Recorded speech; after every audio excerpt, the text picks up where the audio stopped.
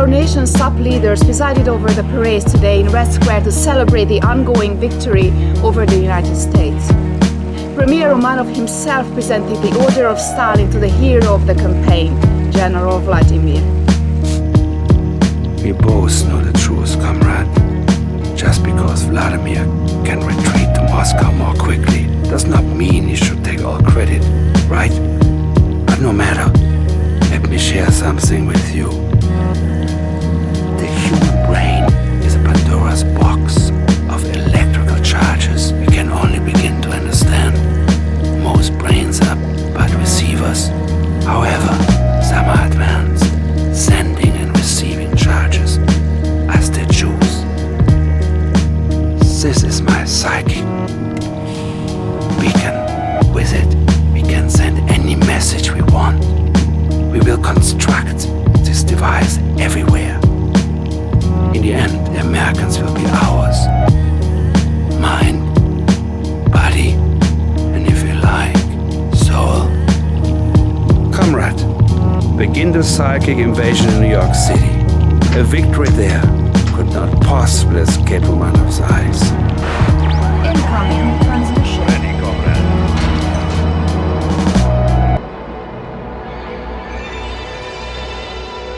Okay, hi, hello. I have to get something out of the way right at the top. Not this Golem. This ain't an essay about Smeagol. You can still make your my precious jokes in the comments. They're all very funny and good for engagement, but we're not talking about Middle-earth here. Thank you. Now, the Golem, spelled like that, is, well, it's a Jewish thing. Do you know that? To some of you, that'll be very obvious. To others, it might be the first you're hearing of it. The Golem is a piece of Jewish folklore. In some ways, it is a very specific myth. In others, it's quite loose. And now, in the 21st century, it's kind of everywhere. And all of this, the origin, its interpretations, its modern permutations, ties into what makes it such a fascinating cultural object. But I think we need to make sure we've all got like a base level of knowledge here. After you overwhelmed the American defenses in the area. As a kid, I probably got pieces of it as a bedtime story at some point, or maybe part of a joke, but I know the first complete telling of it I heard was from this book, Daniel Wisniewski's Golem. And yes, this is a kid's book. It has big pictures, but I want to give you the same introduction I had to this myth. And also, I think this book is good as hell. So, take a seat, class.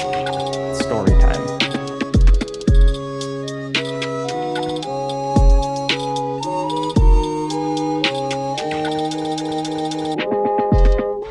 Okay, Daniel Wisniewski's Golem, written and illustrated by the man himself. Published in 1996, marked discard. Oops, we will not be doing that. Before we start, one thing I want to point out is that this book uses cut paper illustrations, which is a style I've really never seen used in a book like this, and it makes it just unbelievably striking. It's probably the reason I have such vivid memories after so many years. Don't worry, I'll make sure everyone gets a chance to see the pictures. So, we open in Prague in 1580. As we'll get to later, Prague in 1580 is not the first incidence of the idea of a golem, but it is where virtually everyone puts the big golem story. The first line of the book is, "Within the beautiful city of Prague, fierce hatreds have raged for 1,000 years." Prague then was a city with a sizable Jewish population and a Jewish quarter, including, as Wisniewski writes here, a walled ghetto. We're still on the first page when he says one of the most important parts of the story here. The Jews of Prague were bearing the ignorant fury of others. Enemies had accused them of mixing the blood of Christian children with the flour and water of matzah. He calls this the blood lie. It's also frequently referred to as blood libel. It's basically the myth that Jews would kidnap and ritually sacrifice Christian kids. The blood libels were a real thing. They're a historical event. Were they happening in 1580?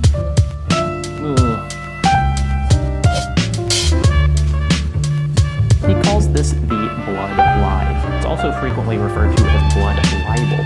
It's basically the myth that Jews would kidnap and ritually sacrifice Christian kids. The blood libel Bibles were a real thing. They're a historical event. Were they happening in 1580?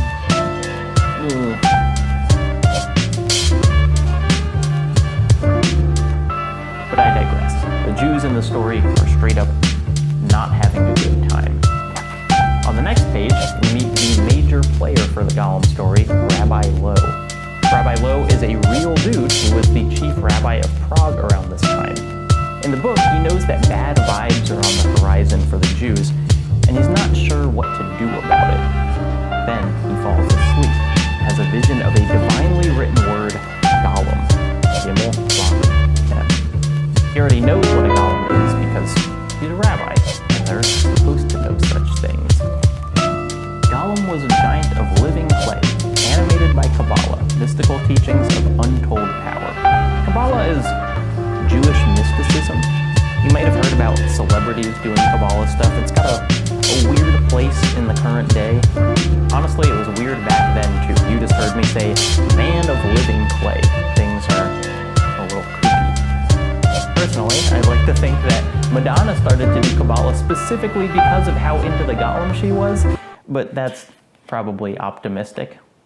Anyway, Rabbi Low realizes that this drastic step, creating a Golem, is necessary, and so he and some helpers go to the banks of a river under the cover of night. They get a bunch of clay and he shapes it into a giant man-shaped lump. And then, as you can see from the illustration, stuff gets wild. Rabbi Low essentially animates this clay, brings it to life-ish. The story mentioned earlier, this is like a high-level technique. Most people can't bring clay to life. So Rabbi Low is a level 100 boss, so he does it without too much trouble. The lightning subsides, and whammo, there's the Golem. Complete and perfect, in the words of the book. He's a big old dude. An important part of the story happens here. The thing that actually awaits the Golem is the rabbi carving the word Emet in his forehead. Aleph, Mem, Tav, which means truth. Then, the Golem wakes up. An unusual twist for this story, the one Wisniewski has written, is that the Golem speaks.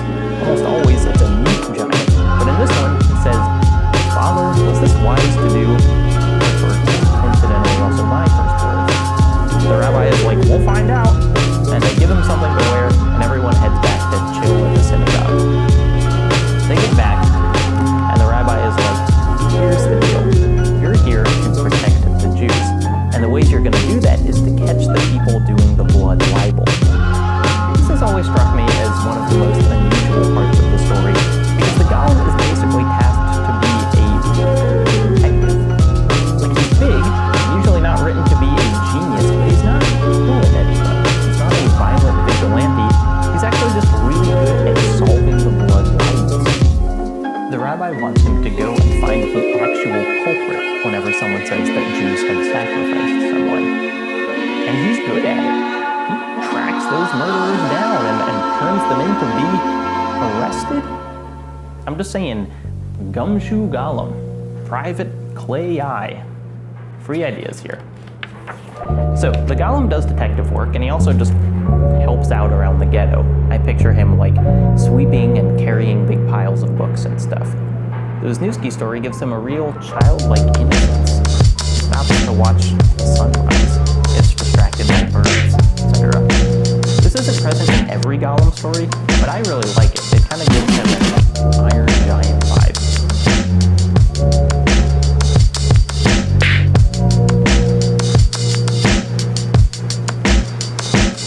The Golem is so good at his detective work that the enemies of the Jews get enraged, because every day people are learning that Jews actually don't use their blood to make matzah. These are just recruits being pinned on an undeserving group of people.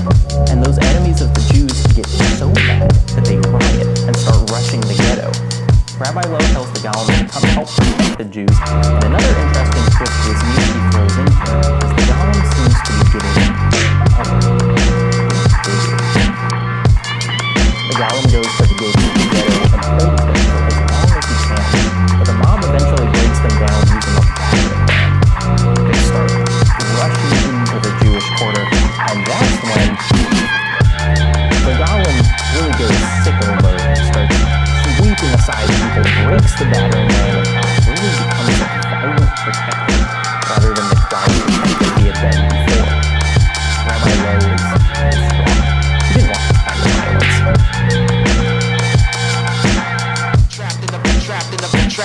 trapped in the black drama. You hear the laughter, seconds after that you fade out. You played out, you laid out, your heart nearly gave out. You're lucky that you made out with just a few scars when the bleeding ends. This Jesus let you breathe again, but evil men will soon be on the receiving end of universal law. I'm calling on the meek and the poor to fight back and never forfeit the day. You have to go to war with forces that are on the point of 7 continental borders. A mental fortress is essential to absorb this. My sword is a human orb until it orbits in the art of war. Can't see grim reaping morbid. And pieces of the lost civilization in the past had my photograph etched inside of pyramids. Laugh at this revelation without 365 days of concentration and 24-hour meditation would be foolishly pagan. I'm ancient as demon, see I stay grim, throwing foes in a pit full of pitfalls to be shaken. Or strapped to the crossroads of hell and innocent, which trapped the sinners in the cell such as Sing Sing. I bring grim tidings, titled your ways are not exciting. Stop biting the dick, start biting your own shit, cause I stick figures that they fat and can't rap grim blast. I make them slim fast, looking like stick figures. I'm all that, I back chicks at concerts and shows. Get more panties than hoes and boost Victoria's Secret clothes. Pose his tag, exposed toes at the corners. Kids with cold feet rising full like the Barasa. Grim will mentally chop your career. This shit is locked down here like penitentiary blocks and years. Escape out of your ducks every time you hear my name. You better duck feet or catch a fucking face full of duct tape. Eventually, the rioters run away. The golem puts the gate back on its hinges, and they head back to the synagogue. The next day, Rabbi Lowe goes to the emperor. The emperor's like, okay, are you gonna kill us all with your giant clay man? And the rabbi is like, no, he's just for protection. We just want to be safe. The emperor then says that he'll guarantee the safety of your people. This is actually pretty similar to the Purim story, if anyone's familiar, where a non-Jewish monarch is like, alright, I guess we'll protect you under the rule of law now. Rabbi Lowe says, great, I'll deactivate the golem, but just so you know, if things get bad again, he'll come back, and he'll be even stronger. We return to the Jewish quarter, and the golem actually knows what's about to happen, and is pretty distraught about it. It says, Father, will I remember this? This is also unusual among versions of the story. The golem's agency isn't usually so highlighted. Rabbi Lowe says, no, you will play.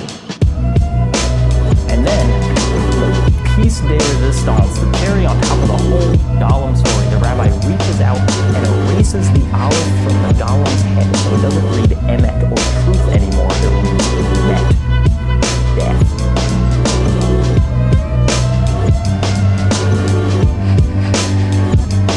At the end of the story, Rabbi Lowe and his helpers place Golem in the attic of the synagogue and cover him in books. Though Golem had not truly been a man, they recited Kaddish, the prayer for the dead.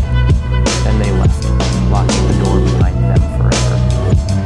Since then, Golem has slept the dreamless sleep of play, but many say he could awaken. Perhaps when the desperate need for justice is united with holy purpose, Golem will come to life once more.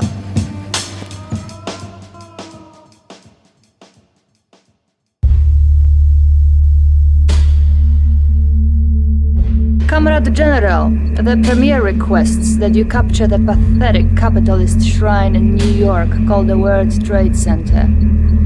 After you overwhelm the American defenses in the area, plant a psychic beacon to secure our control.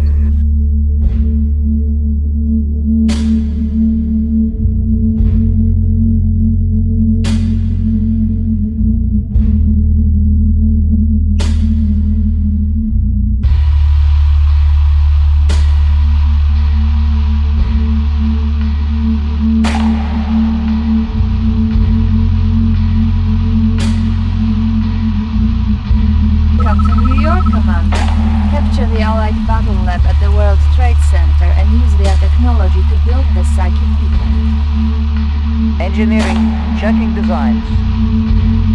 Building captured. Structure sold. The beacon. Perhaps I could be of assistance. Beacon deployed and online. Our base is under attack. Can't concentrate. Voices. Victory to the Soviet Union!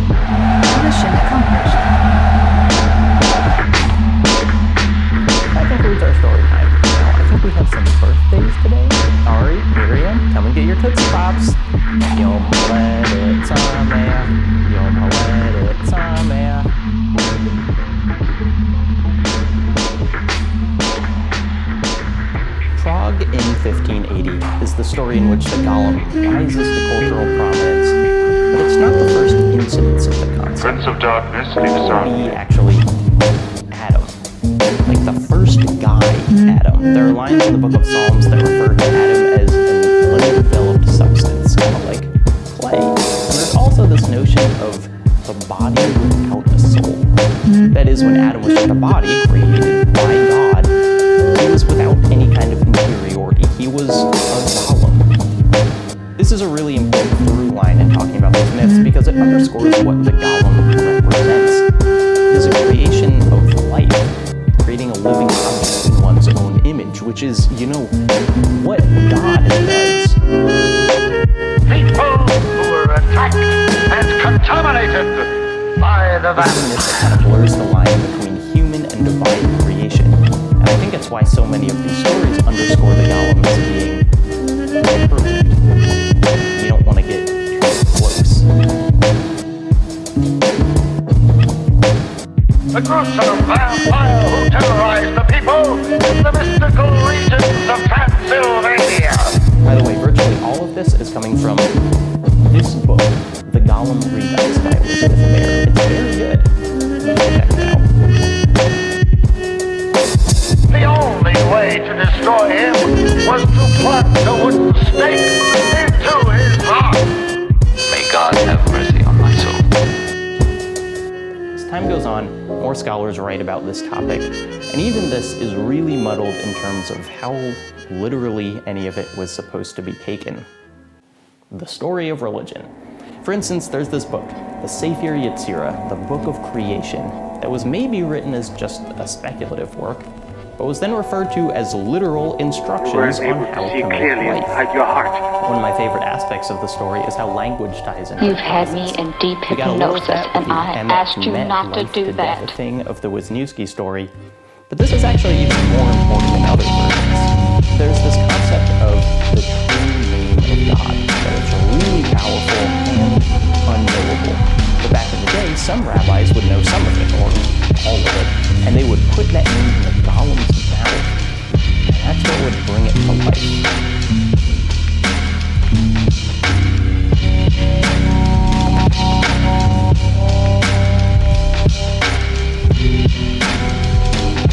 Talking about this thing, it's easy to get bogged down in rules.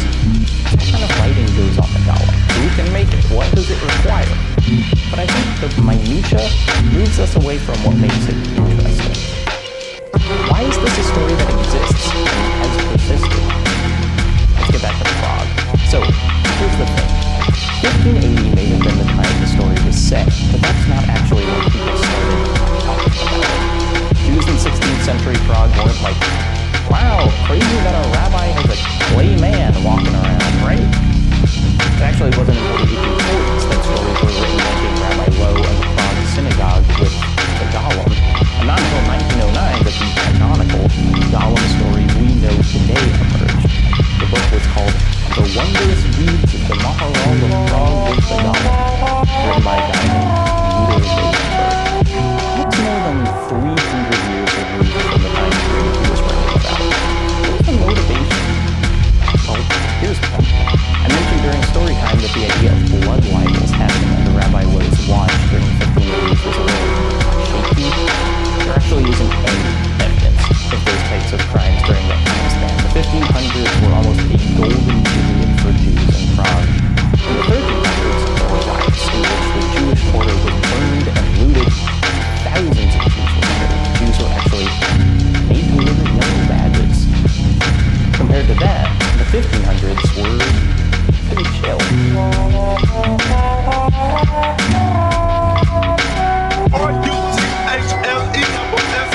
Now it's about time for the silk to speak. Check that ass last week, you off the product in your tweet. Speak what I feel, cause I'm real as they come. I'm a bitch with a gun, never run, ain't for none. So step up if you wanna test your luck trick. Sister like silk, really don't give a fuck, bitch. Punk bitches wanna step, only speak, howdy doody. I make yourself break yourself, bitch, you never knew me. Yours truly, no longer laying in the cut, steady fucking shit up. Never see me shaking my butt, I strut like a gangster bitch. No, not a prankster bitch, I'm quick to bank the bitch. Trig,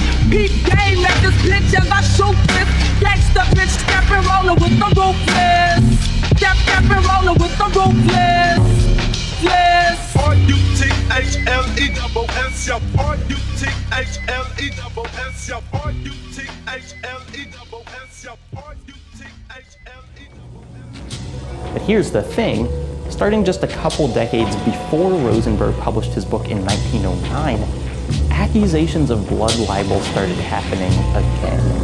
Huge, well-publicized trials in which state governments prosecuted Jews on basically the claims that they used Christian blood in rituals all across Europe. Pretend you don't miss me. You can't pretend you don't care. All you want to do is kiss me. What a shame I'm not there.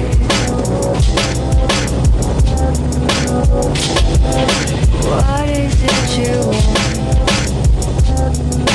You can lie, but I know that you're not lying. Every time you talk on me, but you swear I'm not on your mind. You can't pretend you don't miss me. You can't pretend you don't care. And all you wanna do is kiss me. Oh, what a shame I'm not there.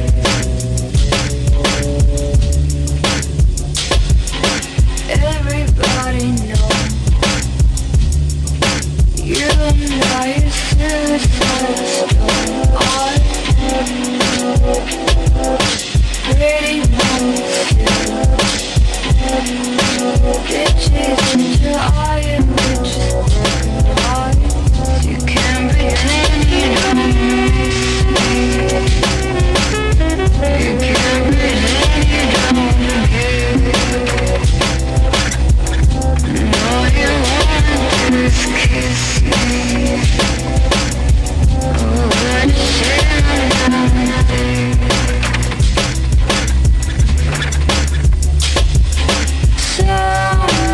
Somebody is gonna come for you like you want me to.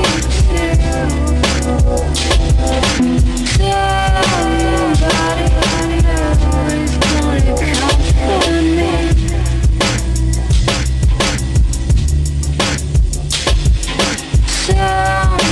Somebody is gonna come for you like you want me to.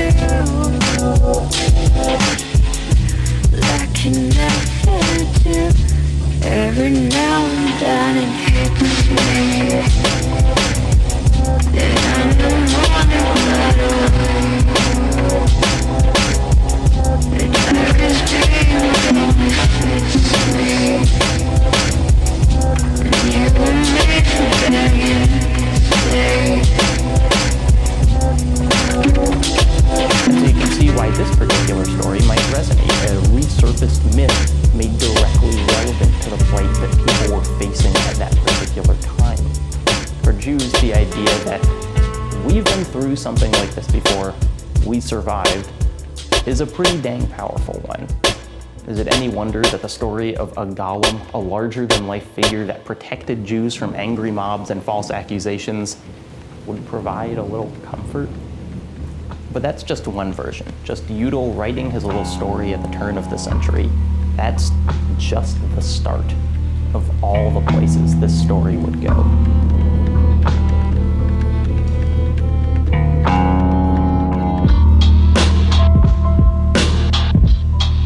Given that the Golem story really only emerged in full in 1909, it's fairly remarkable how quickly adaptations of it, including adaptations by non-Jews, sprung forth. One of the most prominent of these was a German silent film called Der Golem, Wie in die Welt kam, or The Golem, How He Came Into This World. Its rather protracted title is because this movie was actually a prequel to a 1915 German silent horror movie just called The Golem. Presumably German audiences were like, how did he come into this world? In the same way we're like, why is he named Han Solo? There's even another silent movie in this period called The Golem and the Dancing Girl, which you're getting.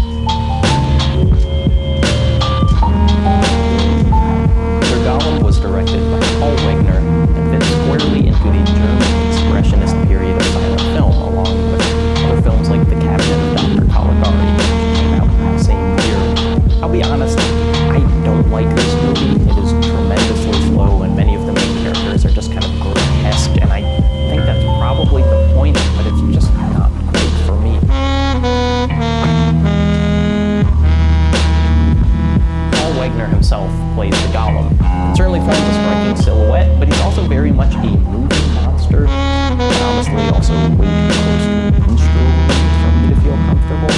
The rabbi in the story basically borrows the power of a demon to bring him to life, and he's just kind of a dumb brute, and at the end he throws a guy off a roof. I don't think the movie is specifically anti-Semitic, but I would also not say it's particularly flattering to Jews, and this was made in Germany in 1920, so that fact is kind of hard to ignore. However, the one place that I can praise this movie without reservation is the set design, done by a German architect named Hans Polzig. It is truly remarkable. A massive and three-dimensional version of the ghetto that's bending in on itself, almost like the Jewish quarter is buckling under the weight of oppression. And look at this thing. Convert and eat your heart out. It is the one part of the movie that gives me the same feeling as my favorite expressionist part. There's so much to like here. The way the fire consumes a room, the lighting in a basement, the truly unbelievable density of the crowd scene.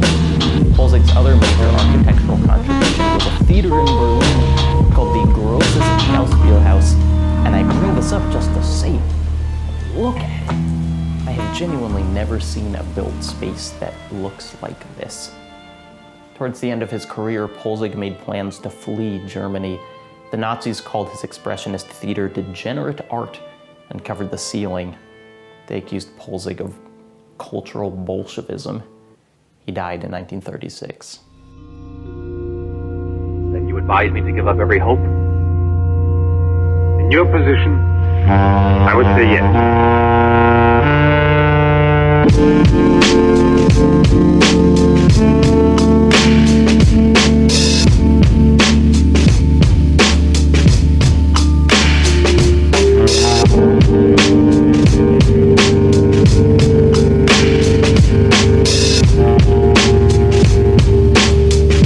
a peaceful town where nothing ever happens.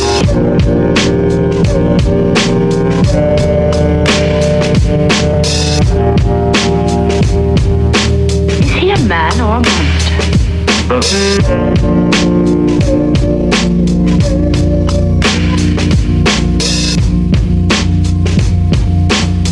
In a peaceful town where nothing ever happens.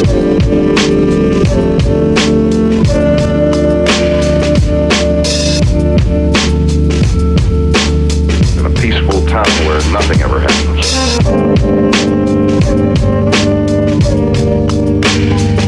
Now that I realize the truth, it means nothing to me.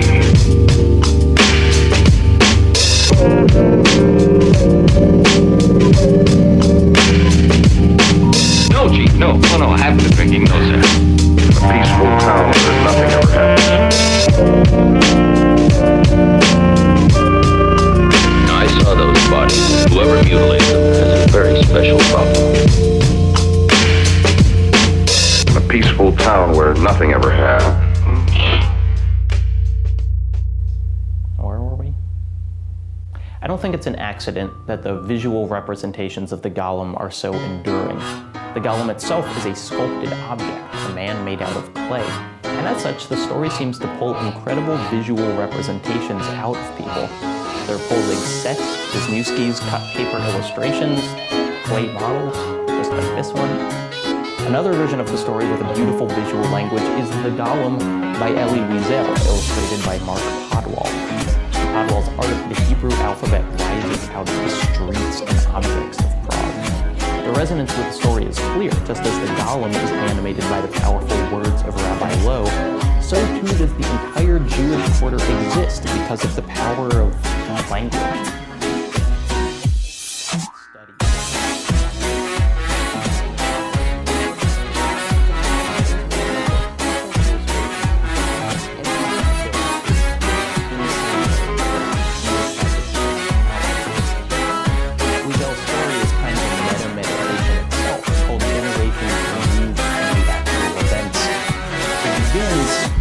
This legend to an old beggar named Shmikey. He would tell only one story, always the same story, which he allegedly inherited from his uncle. His uncle had been told the story by his maternal grandfather, Rabbi Issachar, who had attributed it to his master, the famous Rabbi Ephraim, whereby Ephraim had heard the tale from a gravedigger, Reuben, son of Yaakov, who claimed to have witnessed the numerous miracles that legend attributes to the Golem. Right off the bat, we're presented with the story as completely distant from its point of origin, passed through the years, as Jewish stories are. The anachronisms like the blood libel make complete sense in Wiesel's telling. Of course, somewhere along the chain, someone would have modified the story to coincide with whatever the Jews were currently up against. So excited from my good and what do I see? Sure as hell the Peeping Tom is looking at me. So simply, accidentally, carelessly, drop my dressing gown for him to see.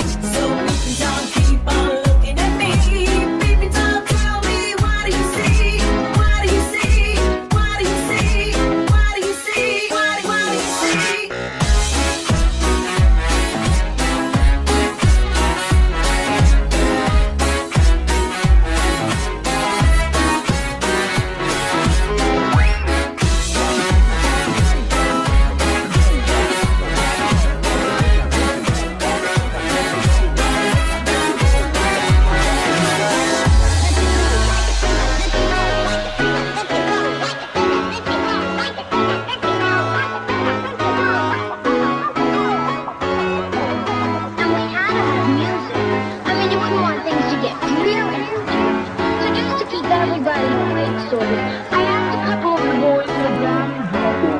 There's a Peeping Tom sat outside my window. He's been there for days, and now it's only gotten up to Sunday, and I think it's time to play. 'Cause there is nothing more that I like than to receive.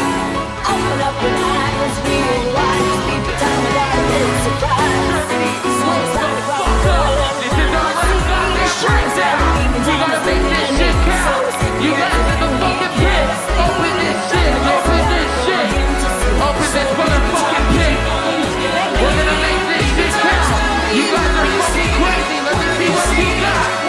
Say that is the pit! Are we ready, Germany? Let's do this shit! Here we go!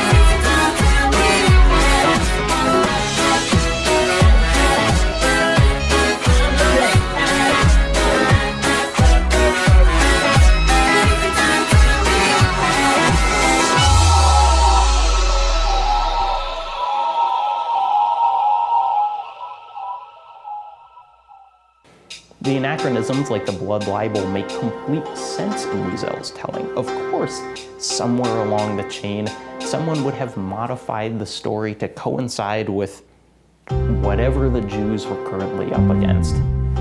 It also makes certain lines in this version all the more wrenching. If you know who Wiesel is, you probably have some idea, but we're not quite there yet. Other interpretations of the Golem are quite infatuated with this idea of language. Possibly the greatest living sci-fi author Ted Chiang has a short story called 72 Letters that dives into an immensely complex Golem industrial world, in which golems are animated to do all sorts of things by different permutations of commands given to them using an almost scientific formula derived from an object's true name. Chiang casually drops lines like, "Current thinking held that there was a lexical universe as well as a physical one, and bringing an object together with a compatible name caused latent potentialities." It's all very heady stuff, but ultimately it centers on, again, the power of language. The story ends with the epiphany that language imprints on us as much as on any golem, that it is in fact necessary for our own reproduction. Although scientific when compared to Wiesel's traditional, the theme of words carrying through time remains the same.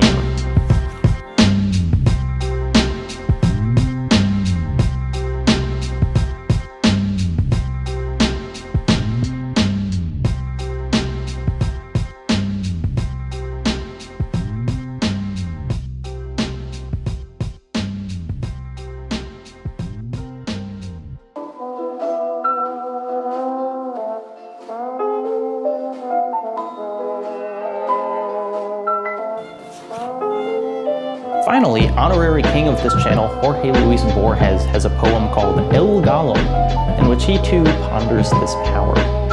He starts the poem by ruminating on the power of names and humanity's vain quest to understand the power that lies within them. In the poem, Rabbi Lowe, shuffling letters endlessly, stumbles upon the one true name, speaks it, and animates the golem. But the golem is imperfect, flawed, tragic, and Lowe is overcome with guilt.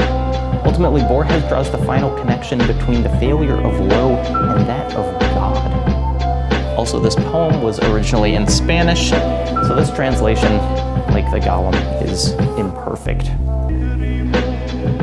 The rabbi observed it with tenderness and with some horror.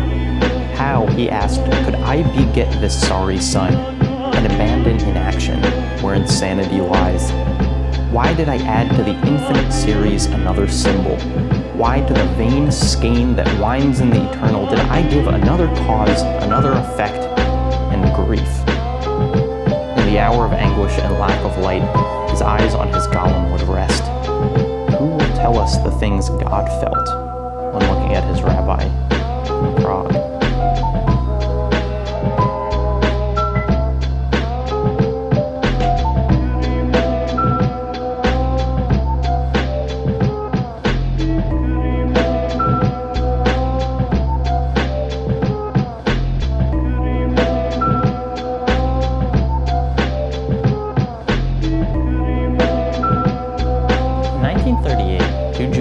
From Cleveland created a nigh invincible protector to quite literally put words in his mouth and sent him out into the world.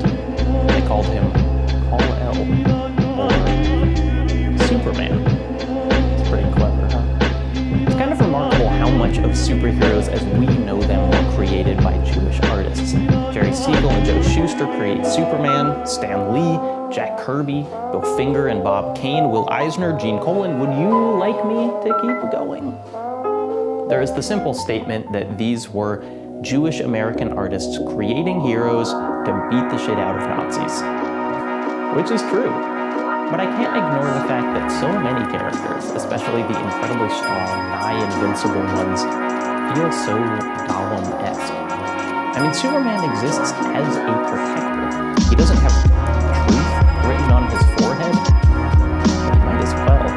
There have been more literal examples. There was a short-lived character called the Golem that was more or less the myth we know, but purple.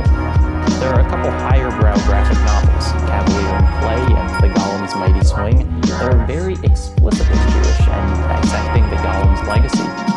There's our old friend Ben Grimm, aka The Thing, who's extremely Jewish, like the most Jewish, but he's a big thing made of rocks that clobbers people.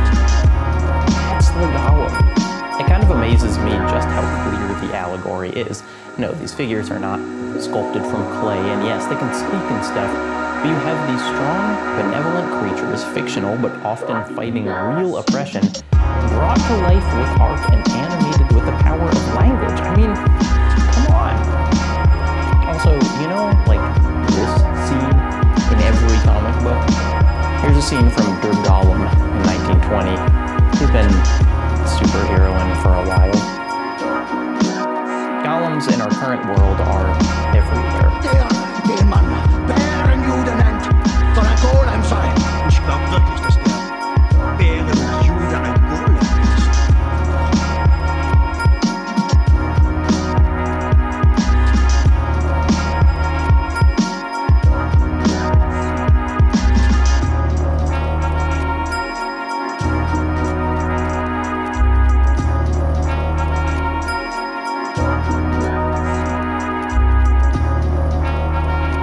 I'm not going to be able to hit everyone, but to name a few. There's an X-Files episode called Cottage that handles the Golem shockingly well. Although there's a twist that the animated figure is sort of reanimated. He's taken the form of a woman's fiance who was killed. 3 letters. Aleph, Mem, Tuf. Creates the word Emet. It's fashioned from mud and then animated through mystical incantation. Mud? The myth is told quite accurately and handled with respect. The Golem goes around and kills a bunch of Nazis practice, but ultimately the story is about the lingering trauma of the Holocaust. How that loss can leave a person, or even a community, feeling like it's lost its soul. It's a really good episode of The X-Files. Also, Scully doesn't even get to provide an alternate explanation in this. You know how in every episode she's like, that wasn't aliens, it was just swamp gas, or whatever. She doesn't do that here. I guess she just believes in golems.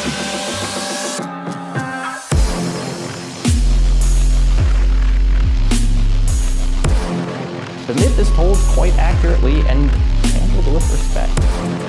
I guess she just believes in golems. Frankenstein is a pretty obvious analog. There's some circumstantial evidence that Mary Shelley came into contact with the golem myth before writing her book, and at one point she refers to the monster being sculpted from lifeless clay.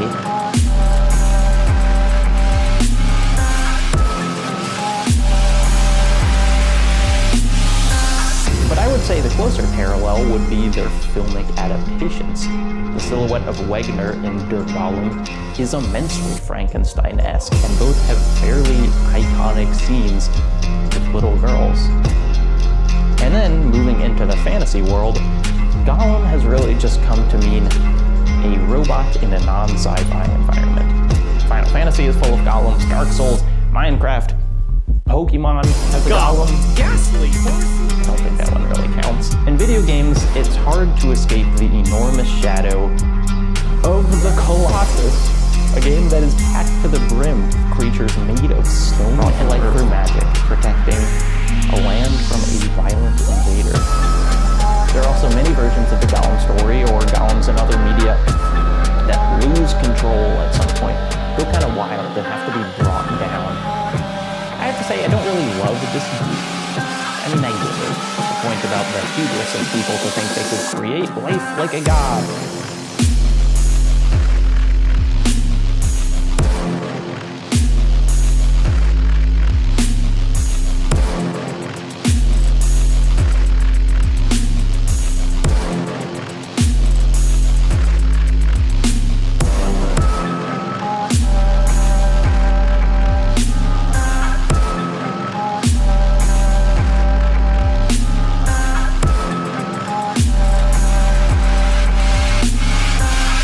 Gets away from the story's original themes of protection.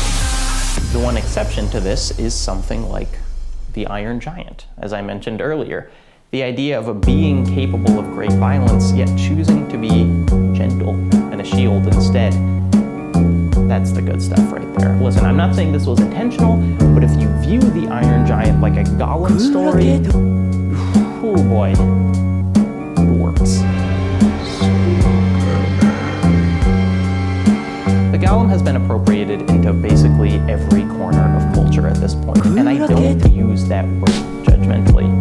I don't feel that the original story of the Golem is lessened because it's also a Dark Souls boss. There are, I'm sure, other Jews that feel differently. We're not a monolith. In fact, we're probably best at arguing with each other.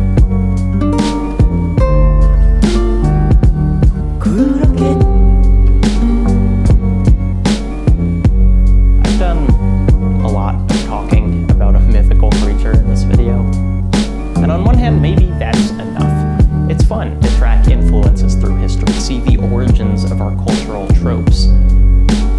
But I don't know, I feel like there's more to this story than that. More to my fascination, more to this idea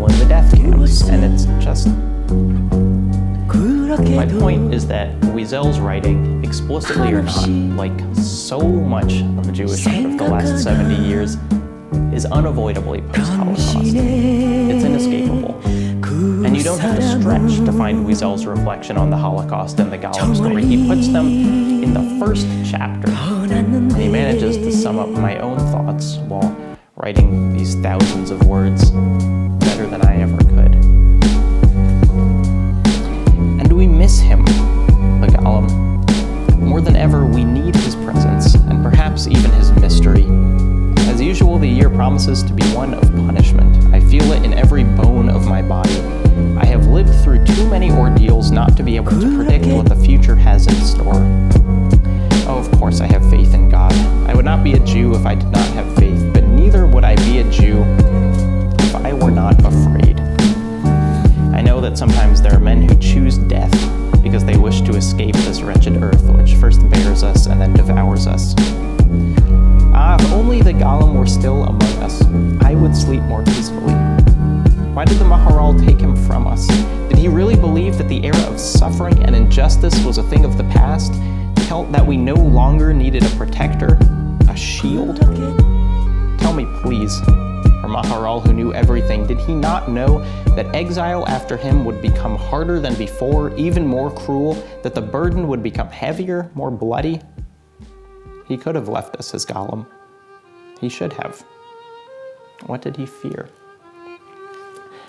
A monolith with indifferent geometry and a long, sharp shadow cast by the low morning sun. It is an ominous construction, channeling ancient powers and long-dead gods. Perhaps it is even connected to our primordial extraterrestrial ancestry. And now, just a few days before Christmas, this looming dark stone shows up mysteriously in the night, casting scornful shadows across both our dreams and our primitive understanding of the world.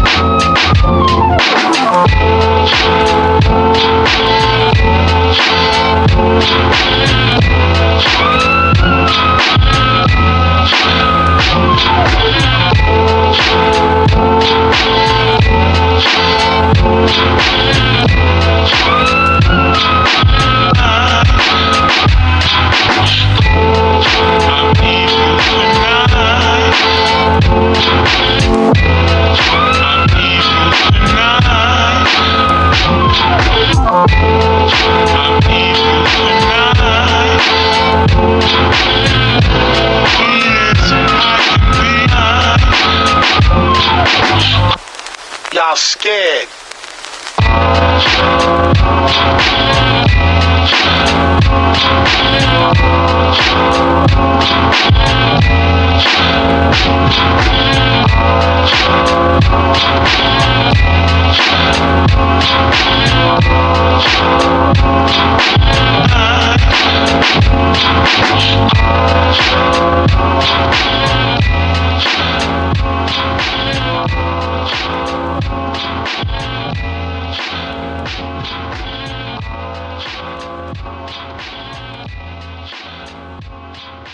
It's fashioned from mud and then animated through mystical incantation. Mud?